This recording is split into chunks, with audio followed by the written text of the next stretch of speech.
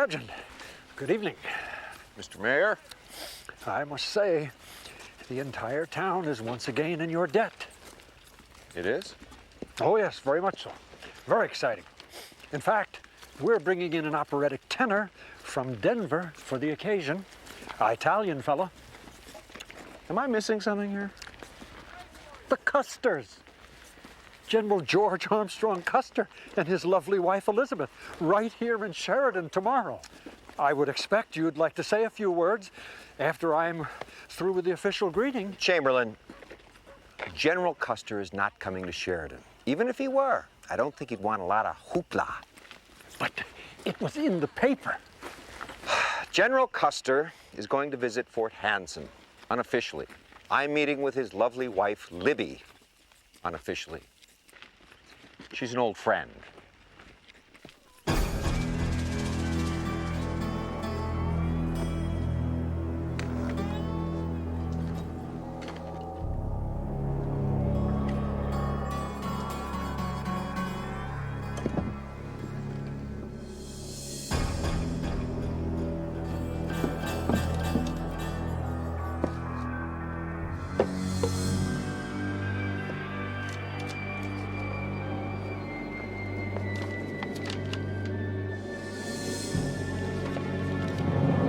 Sorry to disappoint, Mayor. The town council has ordered a plaque. It was a unanimous vote, even Hiram Bigelow by proxy, and he passed away last year during Lent. You have a dead man on the city council? It's more of an honorary thing.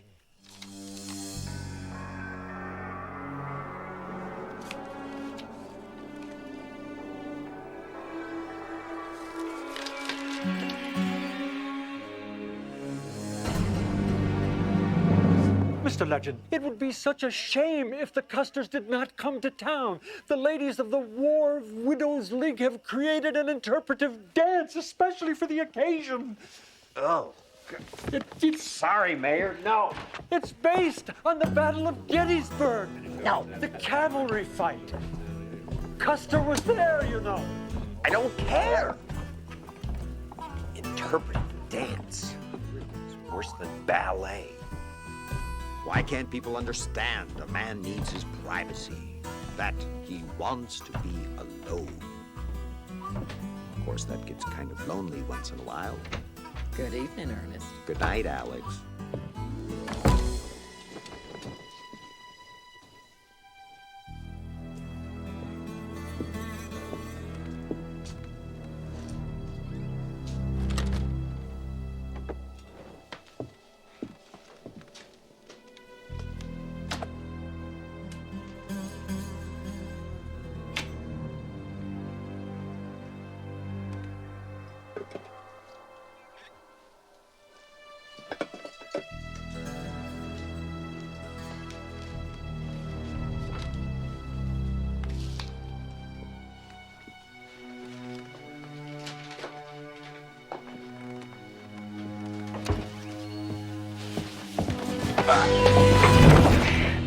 What should I do here? What should I do? What should I do? Should I pull the trigger and blow his celebrated thoughts all over the carpet? Or should I wait and do it later when he's least expecting it? Maybe make him cower in front of his admiring audience. I say we wait. Yes. Well. When I knew you, you were just plain old Ernest Pratt. But now, you're the great, Nicodemus Legend. Oh, we've met before. It's funny, I usually wouldn't forget a breath like that. No, we haven't actually met. But I know you, and you know me. Oh, a riddle. Is this some new parlor game, or...? The game I've come to play with you, Mr. Pratt, is a game of humiliation. I will humiliate you just as you humiliated me.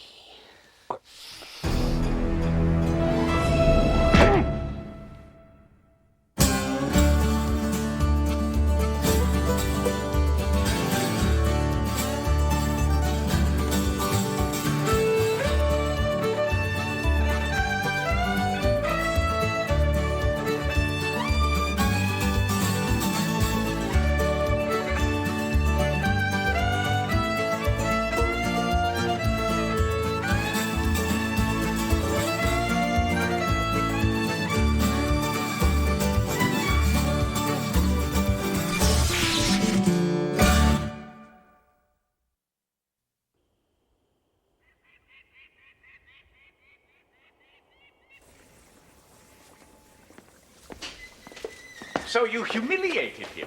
That's the word he used. Well, try and think of all the people in the past that you've humiliated, unless it's too large a pool of candidates. Well, there was Coach Fesmer, Coach Fesmer. my football coach at Rutgers College. Final game senior year. Scored a touchdown in the last minute of play. Why would that upset him? Scored for Princeton. Ran the wrong way. Oh, well, I'm sure he wouldn't have come to Colorado just for revenge. I don't know. Last time I saw him, he was not a happy man. I was looking over my shoulder at the time. Well, perhaps your intruder was an angry husband. Ramos, Ernest Pratt has a moral code all his own. It's about as wide as the Mississippi compared to legends. But if I know a woman is married, What if you don't know? well, that falls on my side of the river, don't you think? Come, come. Handle the door. Come, come. We mustn't leave General Custer and his wife waiting. He said we know each other, but we've never met. If I didn't know a woman was married, I certainly would know the husband, would I? Well, that certainly rules out Coach Fesmer. Oh, he will come for me one day, I know it. He will come. I think you'll like Ernest. Yeah, you say that about all your ex-beaux. He is not an ex-beau. You say that about all your ex-beaux. He is a friend of the family. I think that he could help us with our cause if he wrote about your trip to Washington. His publisher is a very important Democrat. I'm a very important Democrat. I am, soon to be even more important. Yeah. You make a lovely first lady, Libby. I wish that I could see as bright a future as you do, Audie. The scoundrels in the War Department got you afraid, do they? It's just we're fighting on a very different battlefield this time. But the key is to make the enemy fight your fight, and the field of battle doesn't change that. You'll see. When Congress learns that our War Department is endangering the lives of its own troops, then... Whoa, whoa, whoa!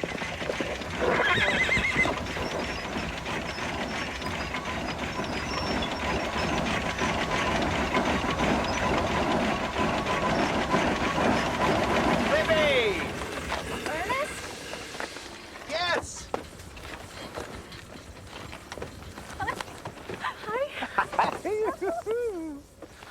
I didn't expect to see you until we got to the fort. Well, modern transportation, you know. Oh, Libby, the last time I saw you, well, Ernest, you look beautiful. I'm not sure about this. It works with the genre. George Custer. Janos Christoph Bartok. I've been looking forward to meeting you so that I might illuminate the military applications of the Bartok steam-powered land locomotive. Professor? Audie, this is Ernest Pratt, the one I've been telling you about. I understand you're a writer of some repute. Libby says you were a reporter. That was some time ago, yes. And now you're writing dime novels. And you're killing Indians. Steam-powered, Professor? Like the railroad? Yes. Allow me to show you. Limelight for traveling at night. Chain drive steering, fore and aft communications. Pneumatic tires, kerosene burner, and some security devices that my associate Vitsli Lopochli Ramos and I have been working on. An Indian associate? Yes, General. A Mexican national. Ah, then we are not at war with you, sir.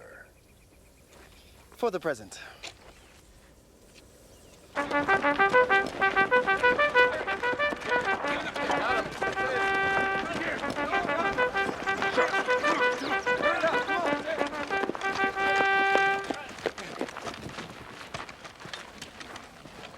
Right here. All right, at ease.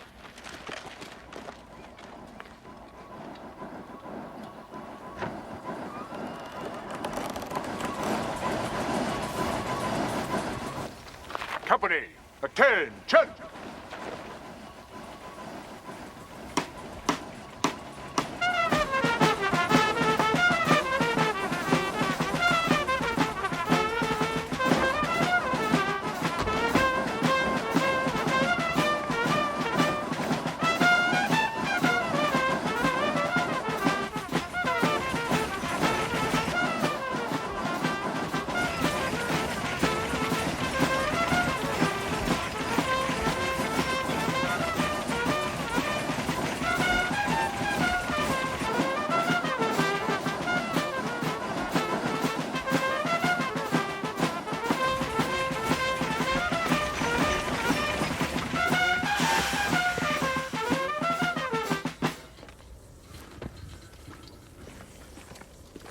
General Custer, welcome to Fort Hanson. At ease, Sergeant Major. Good to see you, Miles. General Endicott Whipple of the U.S. War Department. I believe you know Captain Bragg. I didn't expect anyone from Washington to greet me, sir. News of your personal tour of the western forts reached the administration several days ago. Ah, the famous author, Ernest Pratt. I enjoy the legend books, sir. I read in the Post newspaper about your reunion with Mrs. Custer. May I inquire, is that the sole purpose of your visits? Well, I haven't come to enlist, if that's what you mean. What he means is he's worried you're going to write about my investigation into the treachery of the Post traders, which he is. I am? I'm afraid you'll find that a dull subject. Well, I don't agree. Seems quite interesting at the moment. Will the general and his wife join me in the captain's quarters for dinner? I have other plans, Whipple. I'm afraid Sergeant Major McKinney has already invited us to dine with him in the non-commissioned officers' mess.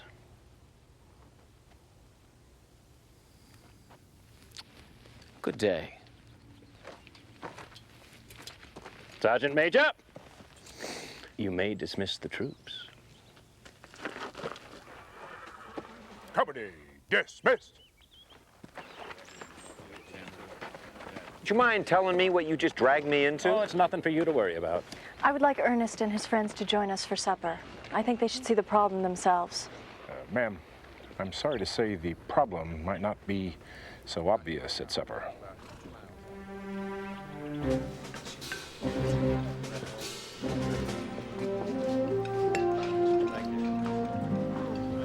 This is some of the best corn-fed beef I've had since we left Michigan. Our rations suddenly got a lot better. Usually it's tinted sawdust for coffee and tea, chalked flour, watered vinegar and oil, and half-rotten, maggot-ridden horse meat for beef. This is the War Department show for company. We should visit more often. Well, I don't understand. Are these not the officers' rations? No, these are our rations, all right. They're usually sold by the post traders for profit. With the blessings of the War Department. And Mr. Whipple permits this. Permits it. Gets rich from it. The War Department is riddled with corruption. Our troops starve, and the Republicans continue to profit from it. The general and his guests will indulge me. We have another problem, perhaps more serious.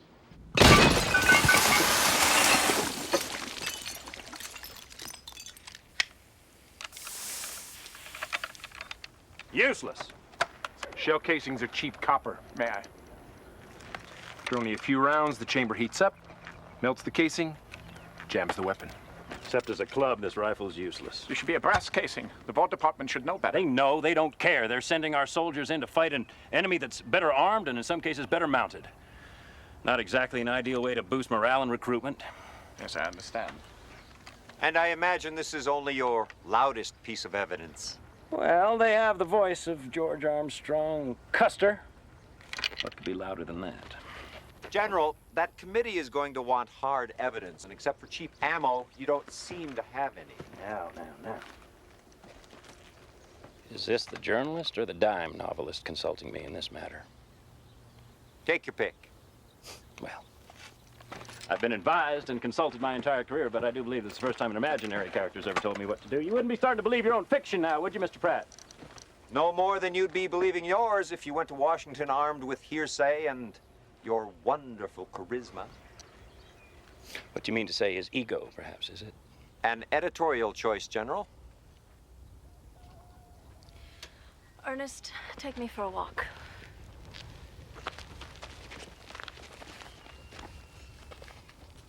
Well, tell me more about your research, Professor. He's not an easy man to like, Libby. I know.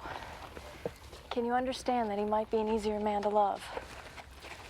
He writes me every day. These long, wonderful love letters. No matter where he is, even if it's the night before a battle. It's more than that. You know, he's larger than life. He truly believes he's invulnerable, you know? That kind of belief can get you into some serious trouble. It's never failed him. Sometimes I think it's that belief in himself that leads him to victory every time. Rampaging Comanches in the Badlands is one thing, but Republicans? In my reporter days, I saw enough Washington politics to last a lifetime. It's a noble cause, Ernest. These men are risking their careers because they believe in Audie. They won't just take his word, Lib, no matter how many medals he shines at them. Well, that's the real reason that I asked you to meet us. So this isn't just a reunion. I know it's awful to exploit an old friendship, but if there's any of the reporter spirit left in your soul... Well, the soul of Ernest Pratt is in some question these days. But maybe Nicodemus Legend can find a way to help. I'd be forever grateful. I really fear for him this time. Thank you.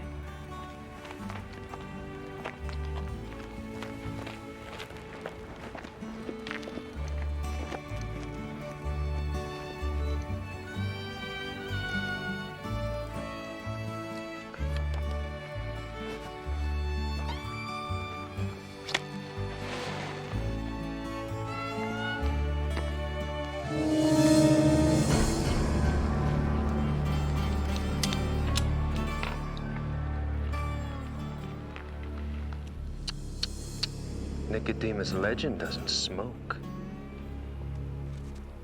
Do you know why you're still alive, Mr. Pratt? Clean living? You're still alive because I didn't want to get blood on Mrs. Custer's dress. Very thoughtful. Oh, and you once called me brainless.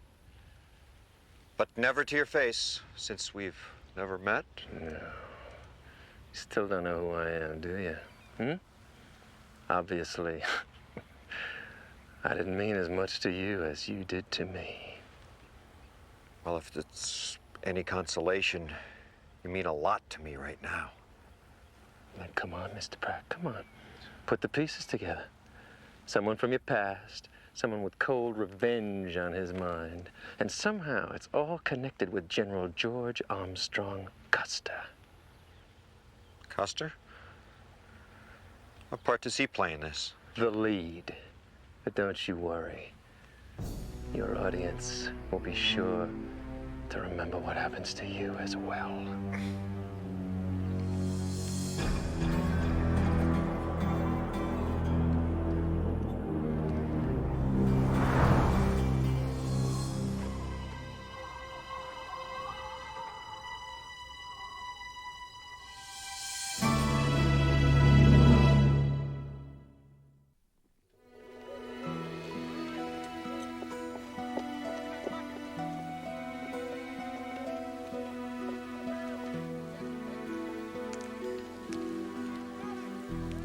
So it would seem as if your mystery visitor has become concerned with General Custer as well as with you.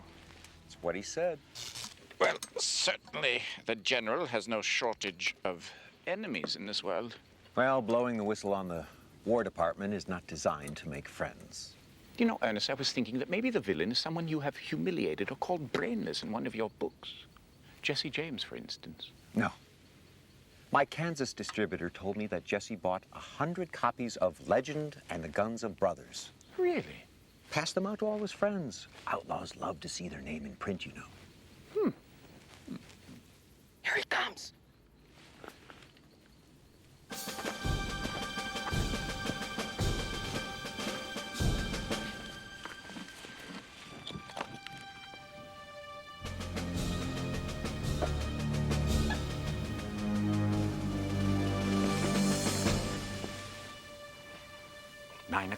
On the dot, just as McKinney said.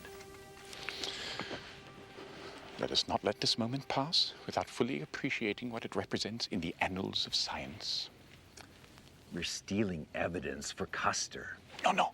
We are intercepting a private wire communication. communication. This has never been done before. Yes, well, the minute the government knows you're doing it, they'll make it illegal. You know that.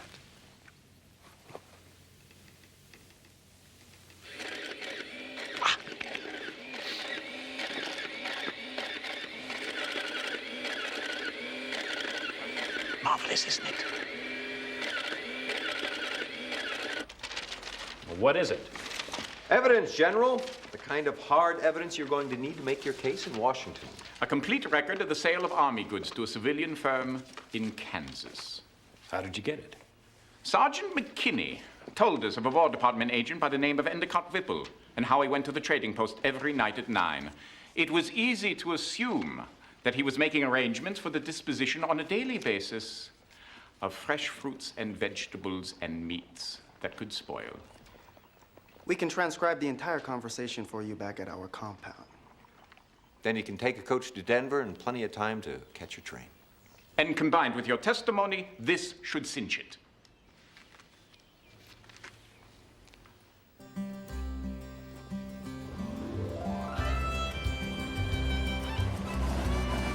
Right now I'm working on an electric coach, which I believe will be far more efficient if I could only get the batteries down to size.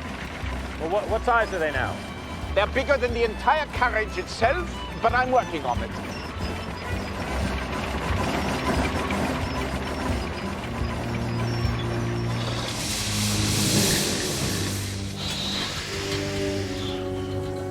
This is not natural.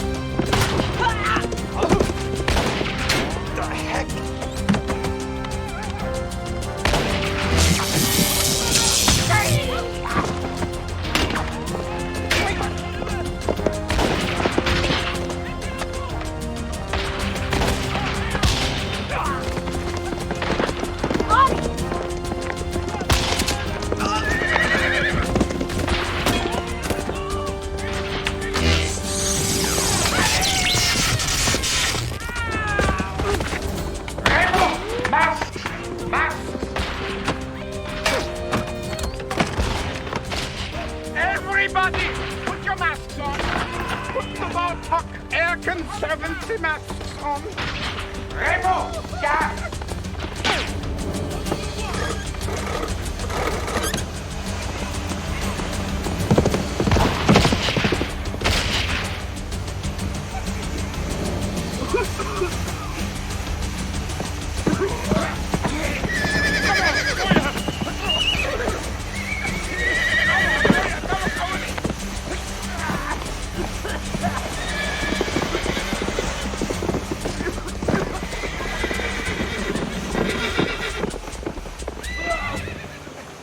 Congratulations!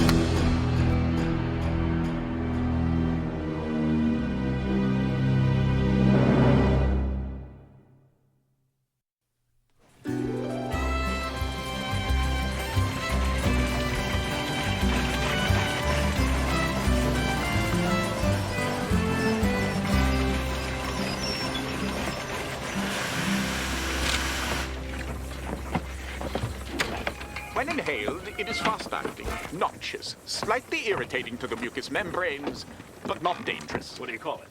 Bartok's weeping gas. I wasn't aware there were any hospitals in the area. Well, there weren't. Maybe they converted. All Indians are hostile, gentlemen. Present company excluded, of course. Ramos? Obviously, the local tribe heard that the West's greatest Indian fighter is in town and felt obliged to take advantage of the occasion. This appears to be a Cheyenne arrow. Wouldn't you agree, General? Quite right, Ramos. At last report, the nearest Cheyenne raiding parties were in Dakota territory, hundreds of miles north. They've come a long way to get you. They always do. General, I will concede that you are a highly qualified potential victim, but I think something else is happening here. Janos, show our friends some of that famous Hungarian hospitality while I conduct a little raid of my own.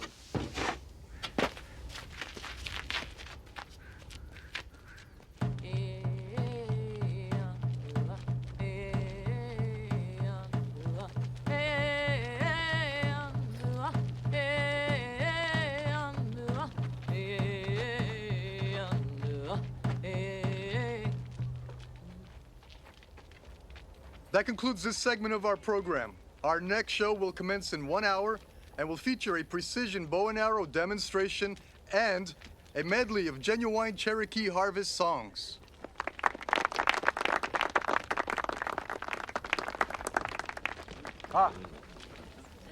Standing Beaver. The great Nicodemus legend, profitable author and adventurer.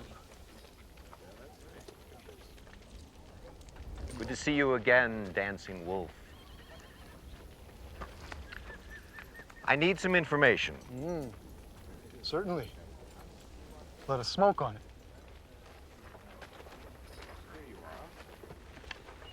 As you may know, General Custer is in the area. What kind of an Indian would I be if I didn't know that? I understand he was attacked on the way back from the fort. What else do you know? I know my receipts are down 25% from last year. Here we go. When I came to you in the spring and asked to be included only in a modest way among the attractions you were offering the tourists, would you see me? No. In the fall, when I suggested that an Arikara hunting dance might add some color and authenticity to your lecture in Denver, would you have anything to do with me? No. You ignored the Indian and his needs, thinking only of your own pockets. Beaver, I don't control the legend business. My publisher does. My face, his profits. That's the way it is.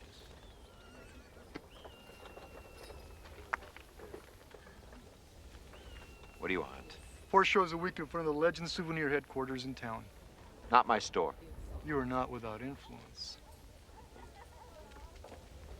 All right. 3 shows a week and I'll throw in an Apache fire dance with authentic masks. Authentic? Of course. You do not think I would demean the great traditions of our native peoples. All right. What can I do for you? The Indians who attacked us. Who were they? What'd they want? General Custer does not lack enemies among my people, but it would not be wise to attack him within the crow's view of an army fort. You're saying they weren't Indians? A strange white man, as recently as 1 week ago, was seeking a dozen Indian ponies from the Arapaho. Anybody get a name on him? No. The one who told me called him Eagle with Golden Eye. Golden Eye? Mm-hmm. Golden Eye. You know, I wrote an article some time back about a fellow who worked at the War Department. Had a bad light. Wonder. Well, thanks for everything, Standing Beaver. Gotta go. Don't forget, 3 shows. Free. Authentic.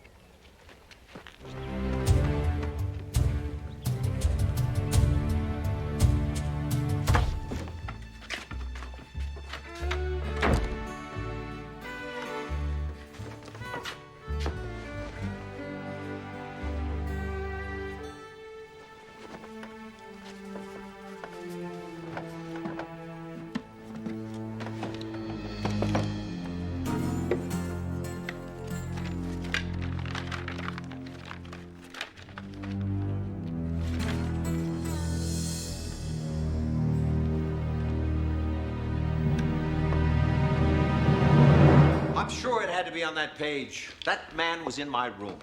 You know, perhaps they just fell out. No. My mother assembled this book. Nothing would just fall out. Trust me. Now, if I'm right, it was a funny article about a small-time rogue. Worked for the War Department, I believe. Funny? This man doesn't sound funny. Yes. Well, he was caught in a bungled burglary of a senator's office. But the break-in was so ineptly executed that I wrote the whole thing for humor. Sometime later, he lost an eye in a barroom brawl. Wore a patch in those days. Evidently, he's garnered a taste for gold. So you did humiliate him, just as he said. Well, I can't remember everything I wrote about him. And you can't remember his name? That's why people keep scrapbooks, to remind them of details that fade with the time. These articles are all around 1869. Boo. Bad year for me. February, March, I don't recall at all. I was working for the Examiner at the time, living at the Alhambra with a cultivated woman from Baltimore, name of Elvira. She was Romanian, or so she said. She had a little tattoo on the inside of her right. Of course, that's another story altogether. Apparently not all details fade with time. Yes, well, some details are a bit more distinct than others. Aha! Just as I suspected. The article has been pressing against the opposite page for many years now. And with a little examination and a little hocus pocus, I was able to produce this. Flint Ridge Cane, Mr. Whipple. Flint Ridge Cane. The name means nothing to me. He was employed by you at the War Department some time back, and believe me, he's not an easy man to forget. That was almost 10 years ago. He could be dead or in prison. I have no idea where he might be today. I do. He's here, and he's a threat to General Custer. Are you suggesting that the War Department is somehow responsible for the Indian attack on General Custer? Yes. I categorically deny that charge. Oh, save it. I can tie Kane to the attack, and I'm sure without much trouble, you to him. I assure you, you're mistaken. Good. I hope I am. Because if anything happens to Custer or his wife on the way to Washington, a train wreck, fall from a horse, a severe head cold, anything at all, and I'll be back.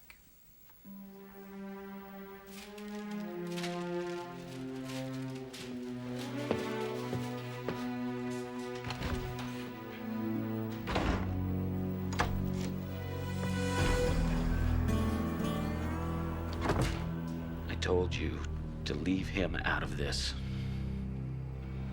It was too good an opportunity to waste. Killing Custer for you while I get the satisfaction of watching the famed Nicodemus legend look on helplessly in disgrace. Well, you can forget about them both now. You're finished. Terminated. Do you understand? Oh, I love a challenge, Mr. Whipple. From this point forward, this will be personal. Mr. Kane, there is a time to cut your losses. Really think so? Maybe you're right. Since you're the only one in the War Department who knows what I've been doing, perhaps you're the loss that I should cut.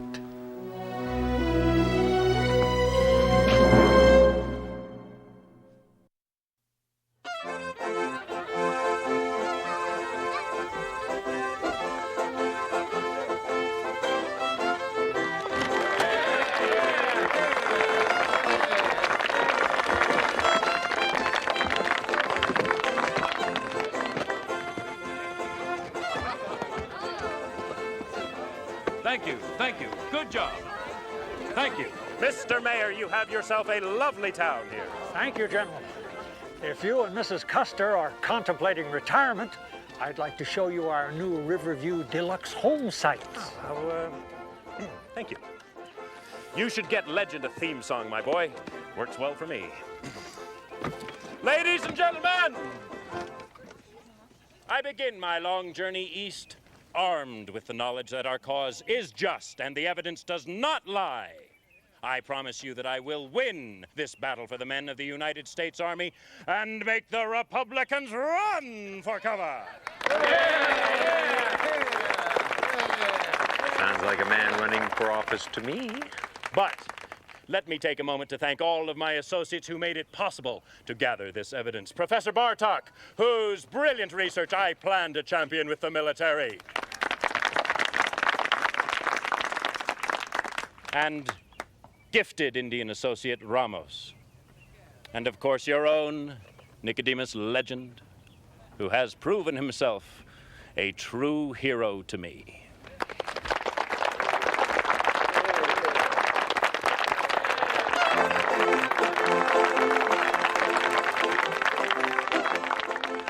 That's his way of saying thank you. Oh. This is mine.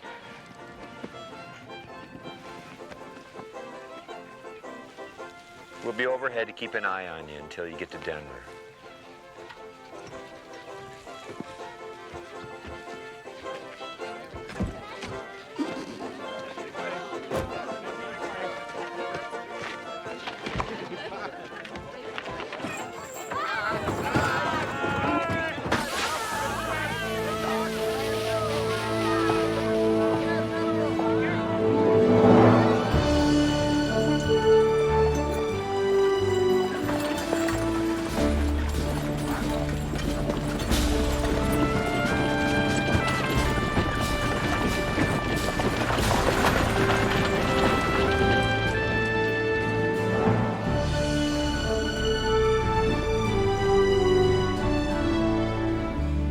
Everything is clear as far as the eyeglasses can see. He could, too, you know. Could what? Become president. Oh, no, I don't think so. Is that your professional clairvoyant opinion, Professor? Well, he's a Democrat, you know. You don't have to be a clairvoyant to know that the Democrats don't have a chance in Hades to win the election this year. Oh, look! They're waving.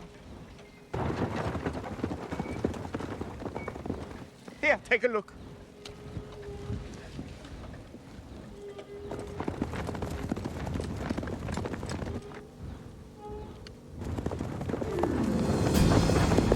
It's him. It's who? He's there, driving the coach. The patch, I saw his patch. Get this thing down. Well, it's... Get down! There's no time. There's no time to get it down. Make it go backwards.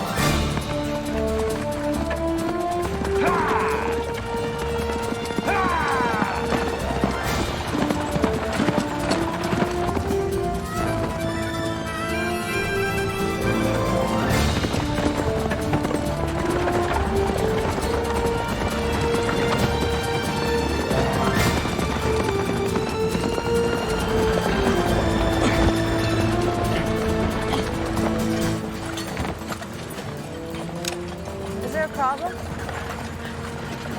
Apparently there is. All right.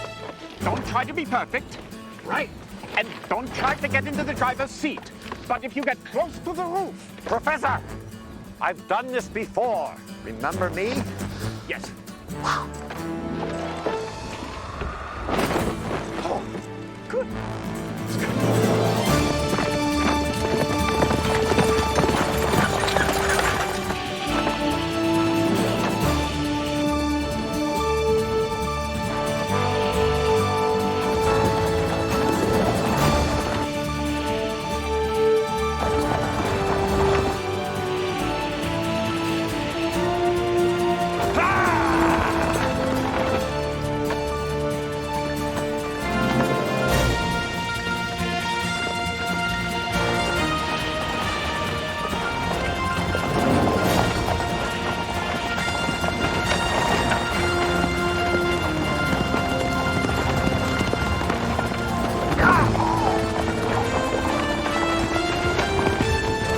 Oh, no, not the horse.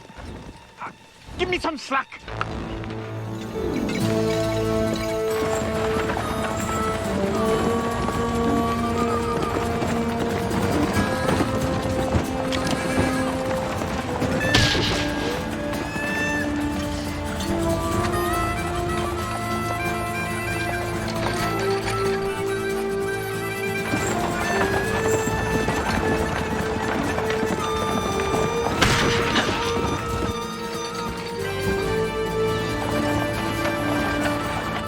right, full rudder.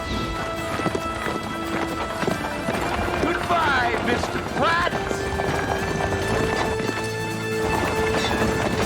Dunk him!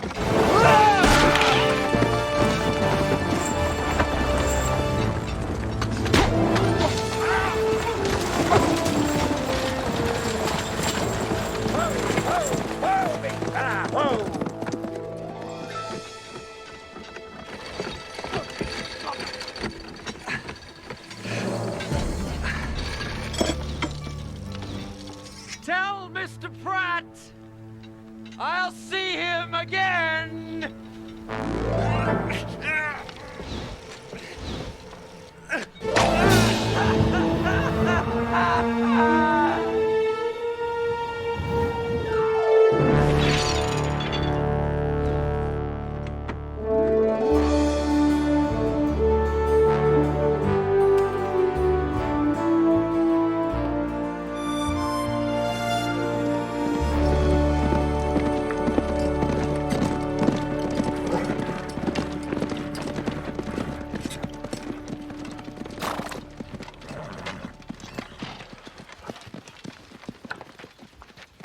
No sign of him, General. We searched the entire area.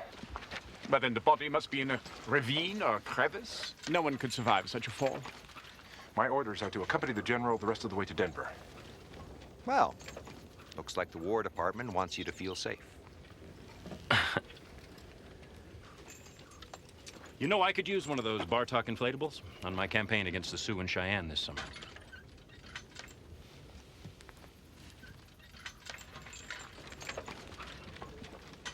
You boys wouldn't want to come along with me now, would you? Oh, no, thank you very much. Nice invitation. Are you sure? Thank you. It was very kind of you. But...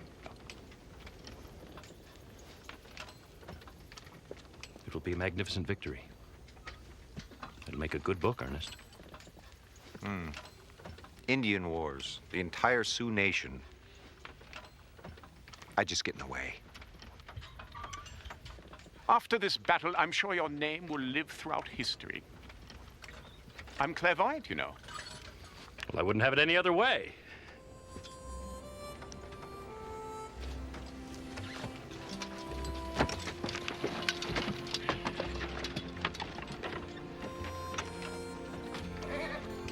Yeah!